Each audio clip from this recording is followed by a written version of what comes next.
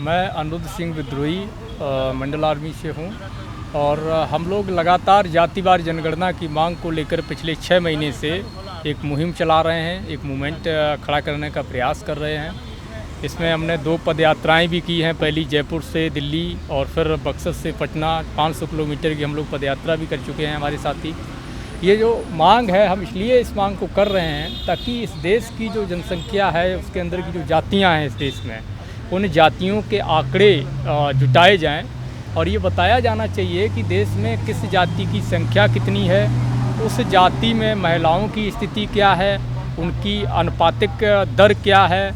महिलाओं की शैक्षणिक स्थिति क्या है, सामाजिक स्थिति क्या है, पुरुषों की स्थिति क्या है, बेरोजगारी की दर क्या है। और सबसे बड़ी बात यह है कि इस देश के जो संसाधन हैं, जिस पे इस देश में रहने वाले हर नागरिक का, या ये कहें कि समस्त जातियों का बराबर हक बनता है, उन संसाधनों पर कौन है जो सर्वाधिक कब्जा किए बैठा है या अपने हिस्से से अधिक दबाए बैठा है। तो ये आंकड़े सार्वजनिक किए जाएं और जिसका जितना हक बनता है, जिसकी संख्या हो, उस हिसाब से उसको इस देश की व्यवस्था में, न्यायपालिका में, कार्यपालिका में, नौकरियों में, संसाधनों में, जल जंगल ज़मीन में उसका बंटवारा किया जाए, उसको उसका हक दिया जाए।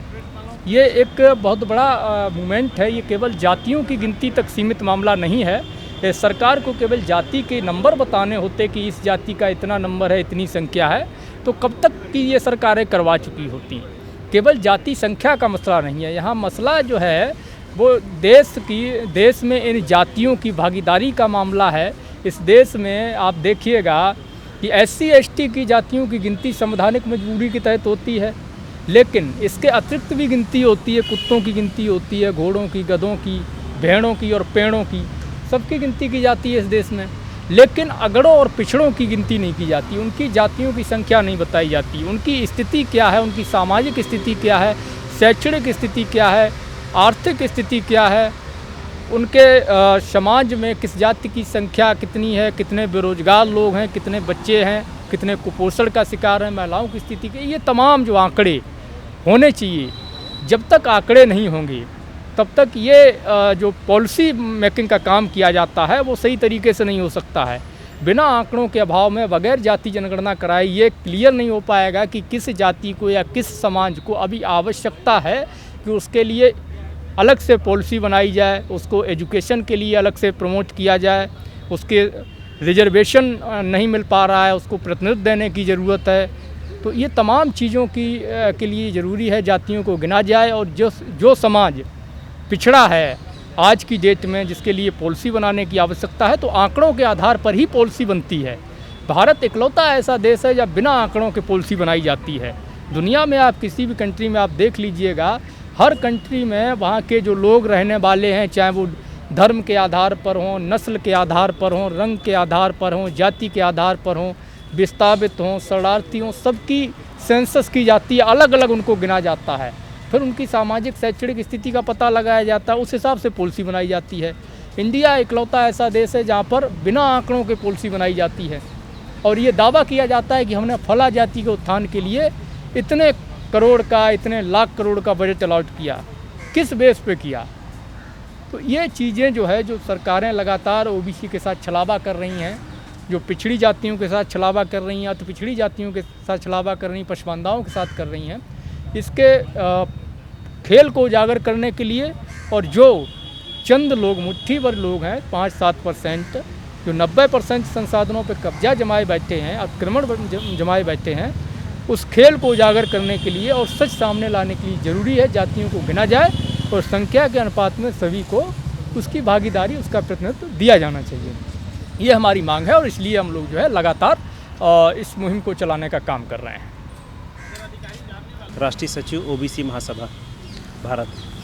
तो यहाँ पे जो हम लोग सभी डिमांड कर रहे हैं कि जो जातिगत जनगणना की मांग हो रही है कि यहाँ सभी की गिनती गिनी जाए, गिनती होनी चाहिए, क्योंकि अभी तक भारत सरकार में जो प्लानिंग हो रही है वो 1931 का जो लास्ट सेंसस हुआ है उसके आंकड़े के आधार पे जो प्लानिंग बन रही है। जब आंकड़े जितने पुराने रहेंगे तो उतना एक्यूरेसी नहीं होगी। जब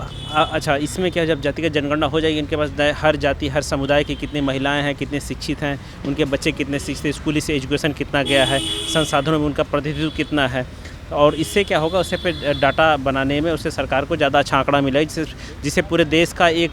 समवेशी विकास होगा, जिसमें सभी इस देश में रहने वाले सभी लोगों का, सभी जातियों का एक विकास समझ में आना चालू हो जाएगा, उनको प्रतिनिधित्व मिल जाएगा उस विकास में। क्योंकि अभी तक क्या हो रहा है, 1947 के बाद आप देखोगे जितने IIT है, IIM, जितने टॉप इंस्टीट्यूशन बने थे, ठीक है, अगर उसमें अगर ईमानदारी से ये लोग लागू किए होते तो अब तक हमारा एक भी प्रोफेसर क्यों नहीं बन पाया, और सबसे ज़्यादा ड्रॉप आउट हमारे बच्चों की क्यों होते हैं? क्योंकि कहीं ना कहीं इस बार जैसे UPSC का आपने रिजल्ट देखा होगा, इस बार रिटर्न में जो है सबसे ज़्यादा अच्छा नंबर हमारे बच्चों ने लाया, लेकिन इंटरव्यू में सबसे कम नंबर उनको दिए गए। तो जब ये द्रोणाचार्य जो अब कहते हैं, जो जातिवाद जो है गांव में नहीं रहा, जातिवाद अब शहरों में हो गया, बहुत महीन हो गया है,